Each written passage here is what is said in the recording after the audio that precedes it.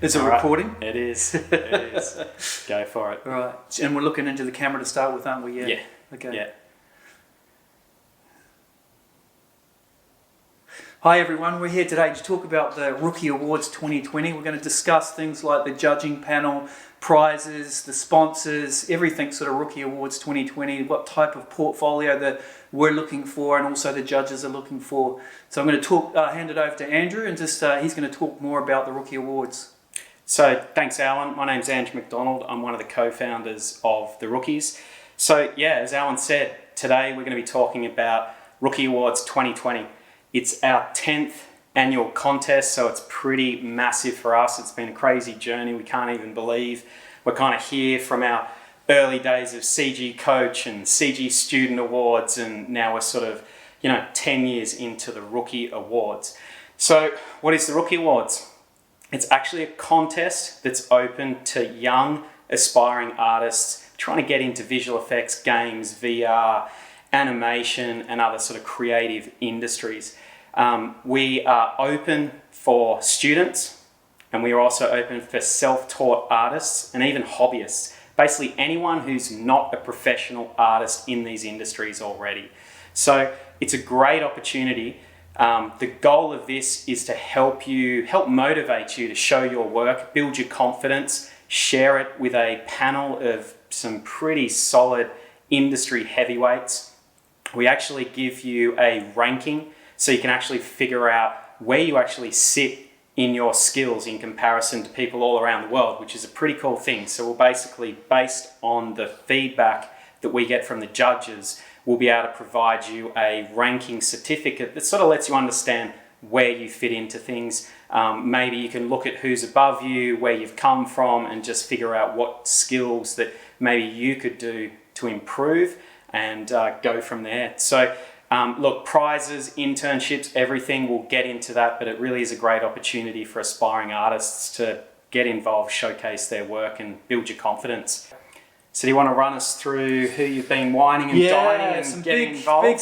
Big sponsors this year, so we're really happy with being able to announce that Epic Games are coming on board as a major sponsor this year, which is awesome. So them alongside Autodesk, and Autodesk have been a major sponsor of the Rookie Awards now for a number of years. And we wouldn't be here without Autodesk. Like honestly, they've been with us pretty much from day one. So massive shout out to those guys. They just do incredible things, and we're super lucky. Yeah, so that Epic Games, we've got all the major sort of software companies on board, like Pixel Logic, Side Effects. We've got, you can see in the background here, Adobe this year, which is amazing. We've got Substance back in the game. We've got all the big sort of VFX studios as well that are going to be offering up internships and creating those opportunities for everybody that enters into the Rookie Awards. So we're super excited. We're super happy with the lineup. There's some really new sponsors that we're really excited to show them your amazing talent. Yeah, fantastic. So, all right, just to get it out of the way, get this into your calendars. You can actually download a Google Calendar to give you reminders for all these important dates. But pretty much the most important thing you need to know out of the gates is when you can submit your entries. So entries open March 7. So you have between March 7 and June 1st to get your entries in. So, we do recommend you actually get them in as early as possible because there's more time there for you to get, shared on social media or get in front of someone looking to hire people and just getting that exposure. Really try and not cram it into the end. Like try not to leave it to the last minute. Because it really, you'll just be sort of letting yourself down a little bit. You'll have less time to finesse your entry and really get something special in. So I'm going to ask one question there, Andrew. So if somebody submits their entry into the Rookie Awards, are they able to go back and edit it? Or is it once it's submitted, is it done? Yeah, you'll find out when you actually go through and create an entry. Once you've gone through, selected your categories, created your entry page, there's a section that you can either save as a draft or you actually go through and officially enter. So there's check boxes and there's all sorts of reminders, but once you hit that checkbox and says, yes, I'm ready to enter, and yes, I've read the rules and all the little things there. Once you hit that button, There's no going back. there's no getting back. It's like an email that's sent and, it's either good or bad, but you can save a draft. So that's kind of a good idea that you might be able to go, you know what, I'm going to start building my page early. Like even just register, get your stuff there from March 7 and just start looking what other people are doing. Start adding your work, your best work based on the categories that we've got. And then, save that draft, come back, finesse it, and just make sure you submit before June 1st. Obviously, we've got, a couple of other dates that you'll get reminders about in terms of finalists. And, we'll send you a bunch of reminders about, hey, there's 30 days out or whatever it is, and there's going to be a lot of sort of activity going online with our social media channels, newsletters, a whole bunch of special announcements from sponsors and everything going on. But really try and get involved early. Even if you're sort of not sure whether you want to enter, just come along and check it out, get inspired. We actually have some pretty amazing prizes this year, and I guess one of the big ones that we wanted to kind of announce is that we actually have a prize that's not based on winning. So over the years, our goal of this sort of Rookie Awards is to find the best young artists across all these industries. And we go and award these people and give them jobs and prizes, and that's fantastic for them. But we wanted to make sure there was a motivation and an incentive for sort of everyone else, like even people that have only just started their journey in one of these creative industries. So what we're doing there is that if for anyone who actually submits an entry into the Rookie Awards 2020, you will go into the draw for a random giveaway, and it's pretty epic. There's so many software titles, and this is going to be a pretty cool package that anyone can win. So if you're sitting on the fence thinking, you know what, I don't think I can win this, come back and just take this as an opportunity to actually just think and build your confidence, share your work, get it out there, and possibly walk away with a massive prize. Mm-hmm. So what else have we got? So the categories. Okay, so for this year we've got Rookie of the Year category. What we're introducing back is 2D animation. It's been one of our strongest categories, and we felt like last year that we dropped the ball and we want it back. There's a lot of amazing artists out there that are doing crazy work, and we're happy to bring that back. We've also changed the terminology, and there's a couple of these individual categories. So instead of game design and game development, we've got game development and we've got concept art. So we just want to explain that a little bit so there's no confusion with people actually entering into these categories. Andrew, if you can talk about game development a little bit and the types of entries that we're looking for in that. Yeah, absolutely. So look, as Alan said, there's a bit of terminology here that you might have actually studied, been at a course, done a degree.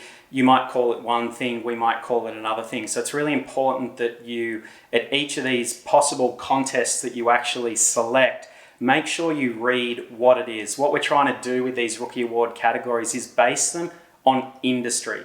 So as Alan said, we've got game development. So if you build games, you do anything from modeling, environment design, whatever it is, that is where we want you. If you do animation and you want to work in games, level design, this is the category for you. So I guess one big area that we're sort of drawing the line on with game development is, and we've dropped the game development and design aspect.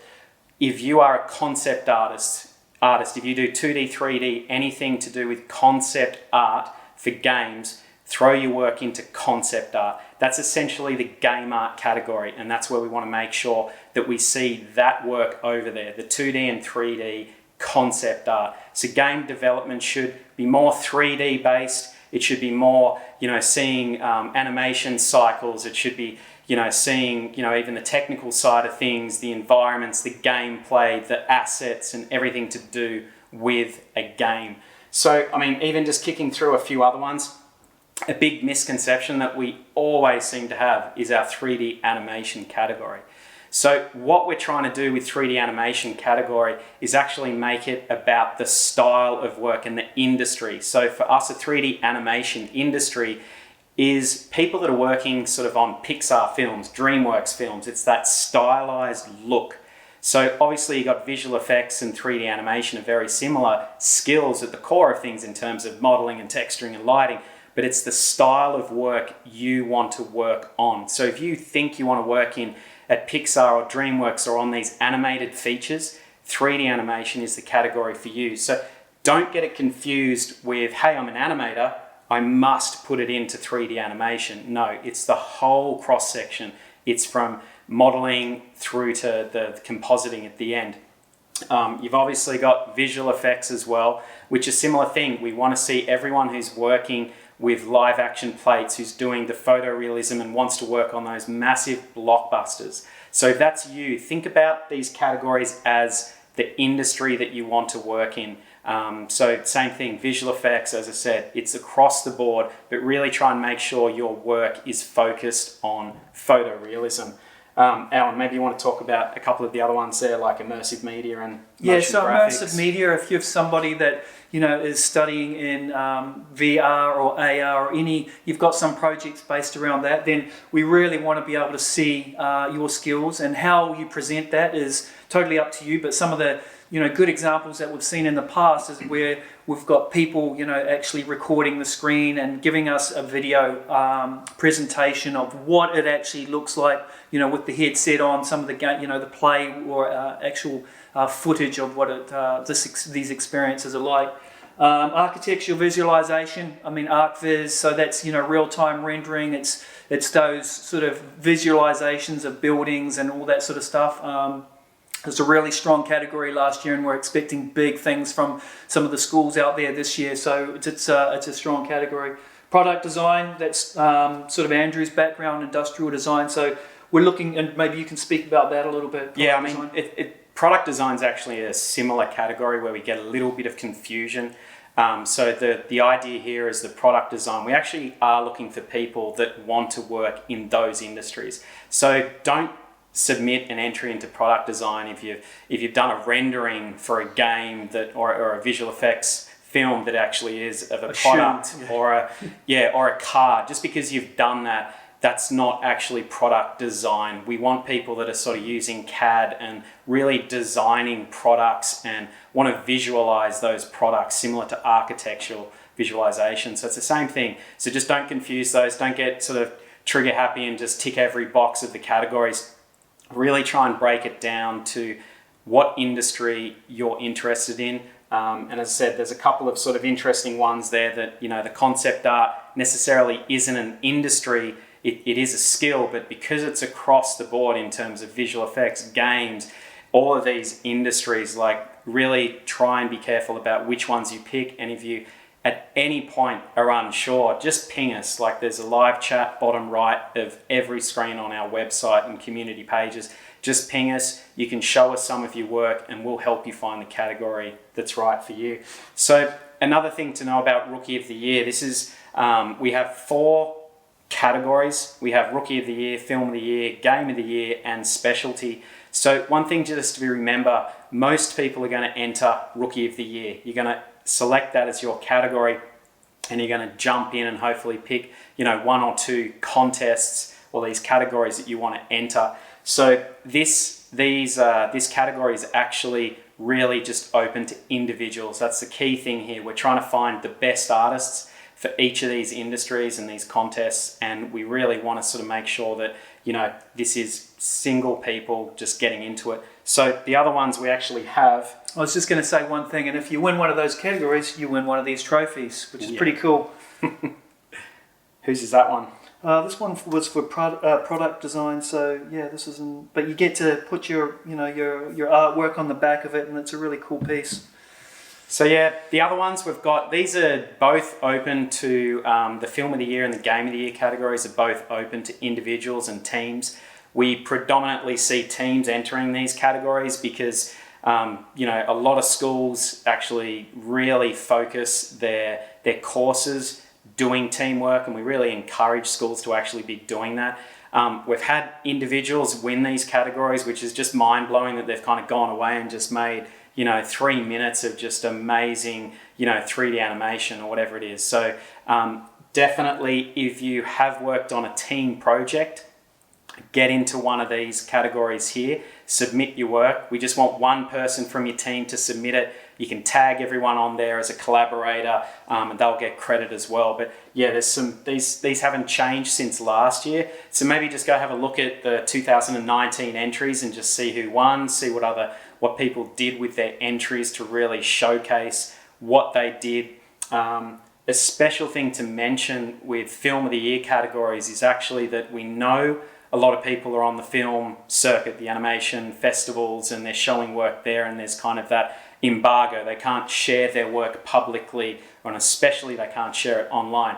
So if that is you, we still encourage you to share your work, but when you submit your entry, we have a section there which flags that and asks for a password that is only shared with our judging panel. It doesn't get shared on the public facing platform, it just gets shared with the judges in the back end with their tool there to judge. So we have you covered there, and we really recommend that you actually have a chance and enter your work there. Mm-hmm. Do you want to talk about, if you can see it, the specialty category? Yeah, specialty. So under that, we've got Young Guns. So Young Guns is really open to anybody. There's no restrictions to it. It's anybody that's dabbling.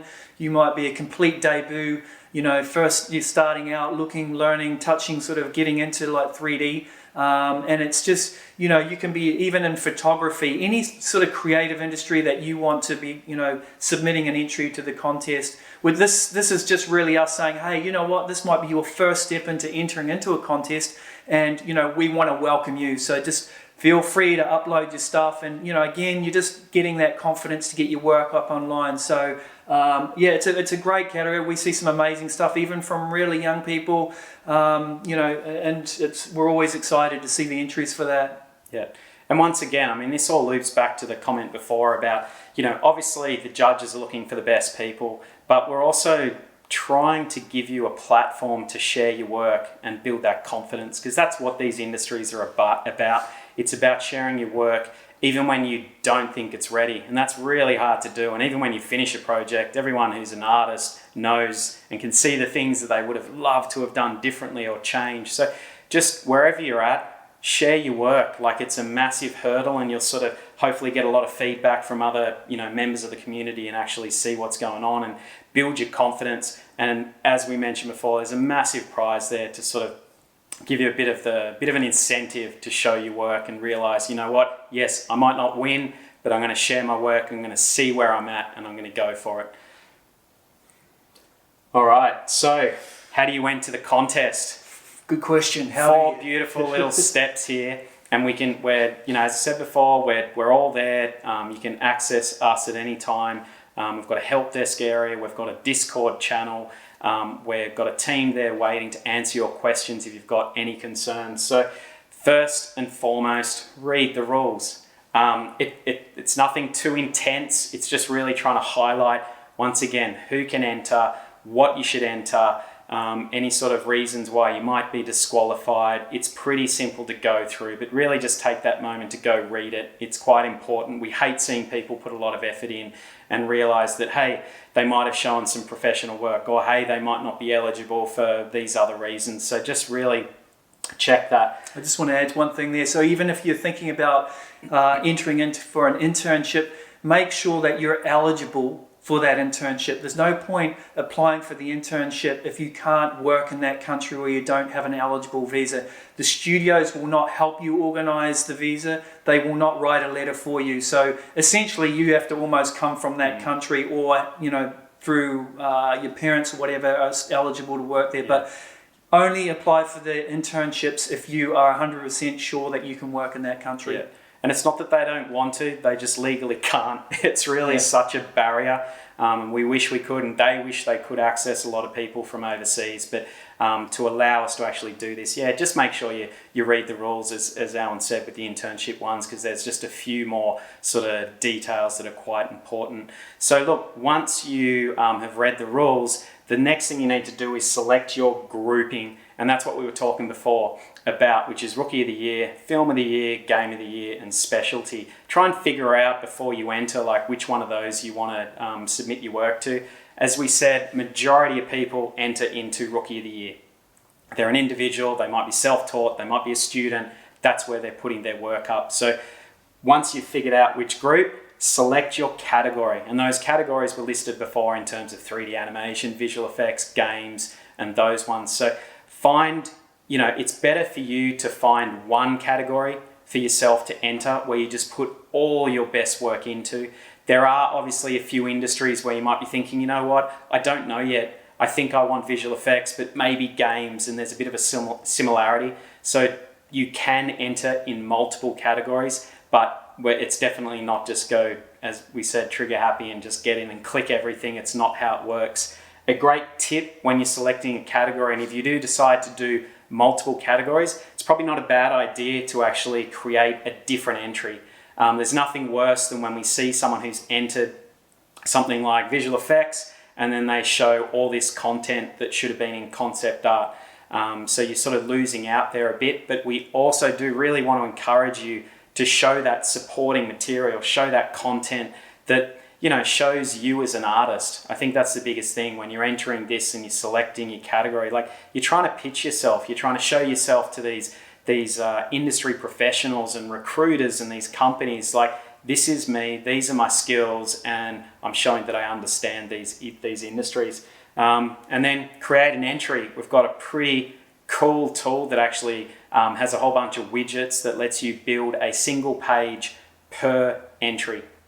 And what you can do there is you can do a lot of uploading images, videos. We have cool process views. You can embed 3D viewers. You can even drop some code from GitHub in there. There's a whole range of things you can do. We really encourage you to spend a bit of time and actually, see what other people have done, but really build out those pages. There are some cool widgets that you can do to build this page. And I think that comes back to it, like, just get all your best work and put it into the single entry. That's kind of one of the biggest things that we've changed over the years. And it's really important that you make sure you just do that one entry per category.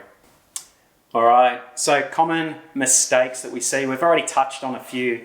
Alan, what are your sort of big hitters that you constantly see year after year and you just really want to make sure people understand? Yeah, I think, a lot of people are intimidated by the quality of the work that they see up there.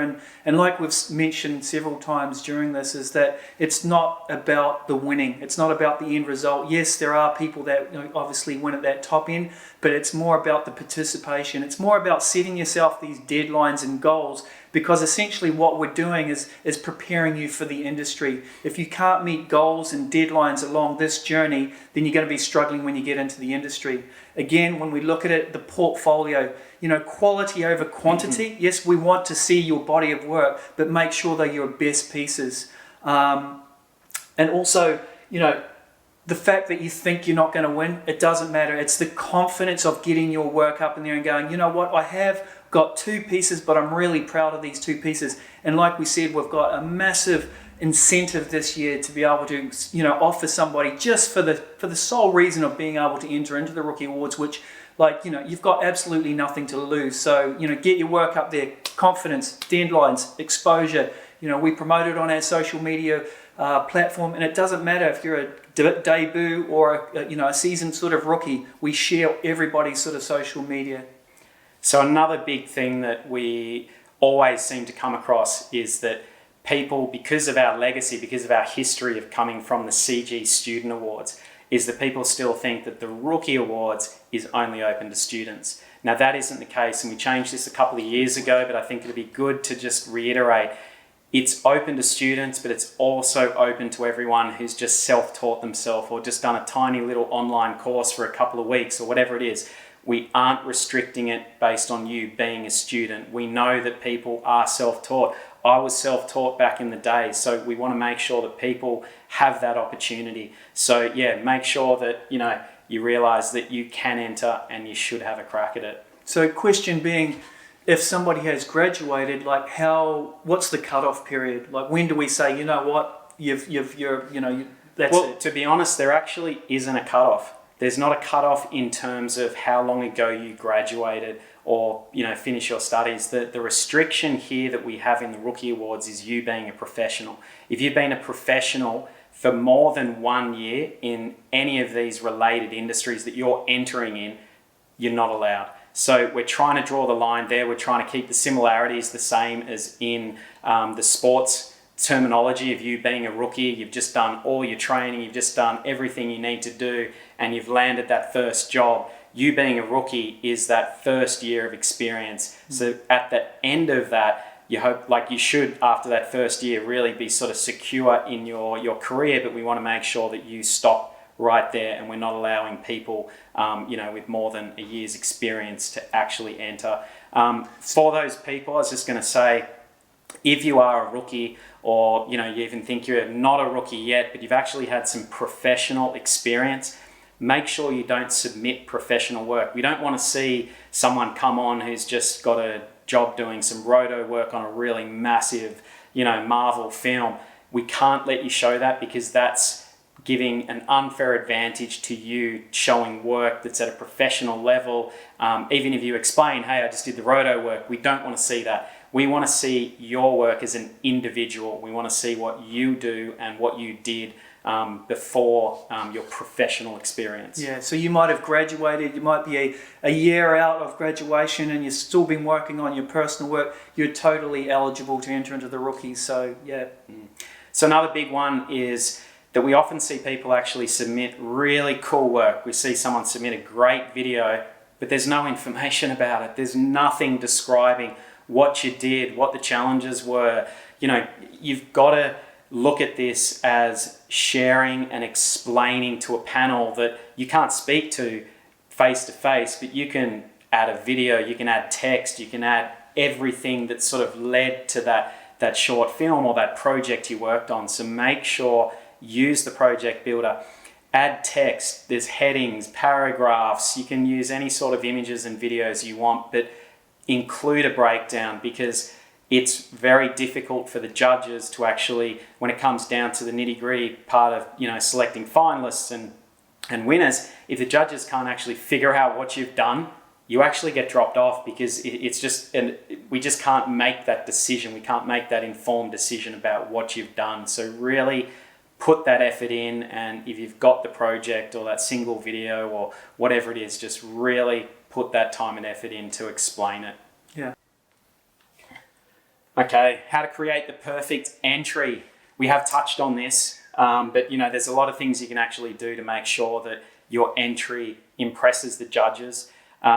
Just touching on what we talked about, really take advantage of the project builder. There's plenty of things you can do to take your project to the next level. So I'm not going to keep on going on about it, but go have a look at some of the other entries from before. Have a practice building some projects that go into your portfolio on the platform. But yeah, just get comfortable with those tools. There are videos there with walkthroughs that explain how to do everything.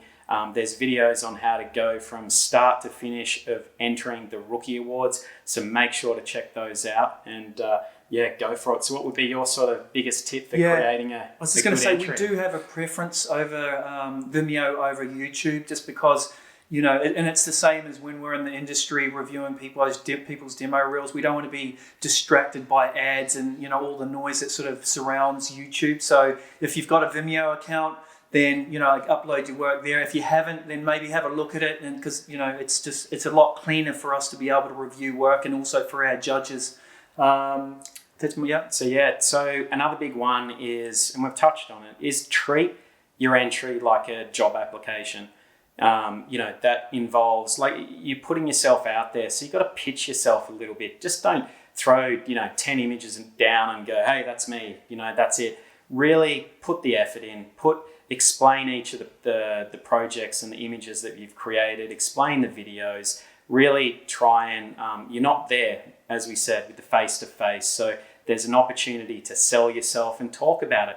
And you can even talk about what the hurdles were, or why the project kind of went down this path. It wasn't your decision, but the director said they wanted to do this, or I challenged myself with this. Like, just talk about it a little bit, because at the end of the day, that's what the judges want to see. They want to see and find people that they can drop straight into a production environment. So you're trying to show that, hey, this is my passion, these are my skills, and hey, here's some other stuff that I've actually done that's possibly related to the industry and the category that you're entering. Yeah. And one of the other ones, and we've touched on it briefly, is, don't be trigger happy. The worst thing is when we see one entry that's been entered into multiple categories, and we just, there's that sense of urgency that this person is desperate, and it's just like, just stay focused and really just, like Andrew said, think about the end goal. What industry do you, or what's that ideal job that you want to end up and tailor your reel towards that.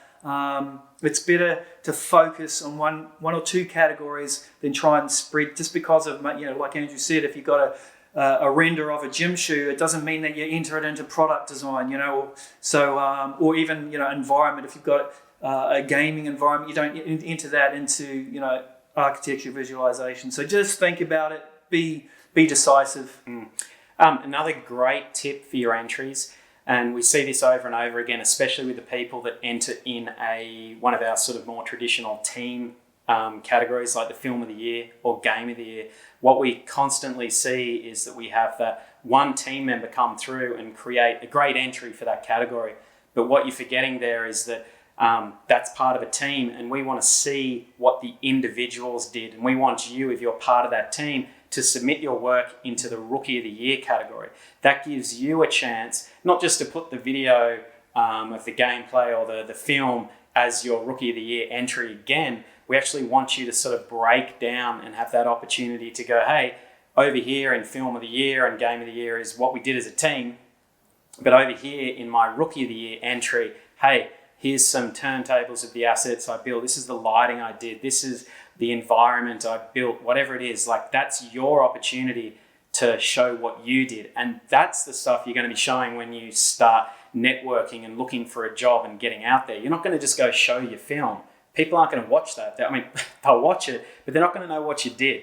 So you really got to put in the extra work, get that one team member to represent you all as a team, but then make sure you go do your own entry and really show off what you can do.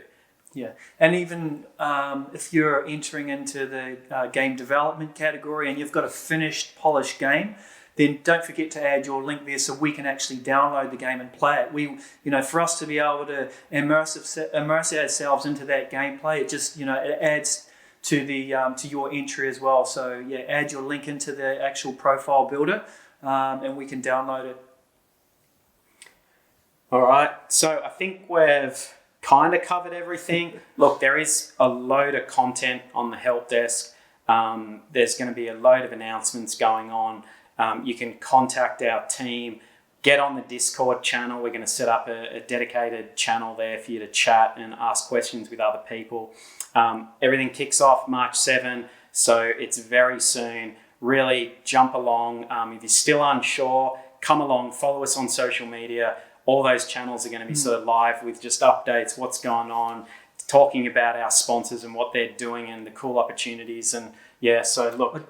This one thing that I just wanted to clarify as well, maybe you can just elaborate on it, is the portfolio area and the Rookie Awards, and just making sure that when you enter in, that you're actually not creating a portfolio on the Rookies platform. They're two separate things. So just remember that if you're going to be entering into the Rookie Awards, that you'll have to create a separate entry for that and submit it to that. If you want to create a portfolio on the Rookie site, which is great, that's where you can put all your work and just dump everything that you've ever worked on. But for the Rookie Awards, it's a separate entry. Just remember that. Yeah, no, it's a great point. We do. I mean, that once again comes back from our legacy, our history, CG Student Awards, where we did ask everyone to create a portfolio and the judges would go review that portfolio. But yeah, now we've moved it to more of a, hey, throw everything into your main contest entry page. And now, because of the platform that we've got, you can actually go off and create your own portfolio, what you can share with friends, with recruiters and everything, and have that place to showcase your work. But what we're trying to do is get you to find your, that might include a lot of work in progress work and might include a lot of stuff that you've done for contests, the other contests we've got on the platform. But yeah, really bring your stuff over, throw it into your entry into the Rookie Awards, and yeah, let's see what you can do. And pretty pumped for it. Looking forward to seeing all the amazing work out there. It's each year it gets better and better, and we're ready to have our minds blown again this year. Awesome. Alrighty, guys, thanks a lot, and hope to see your work out there. You. All right. Giddy up. Cool. Yeah, that was good.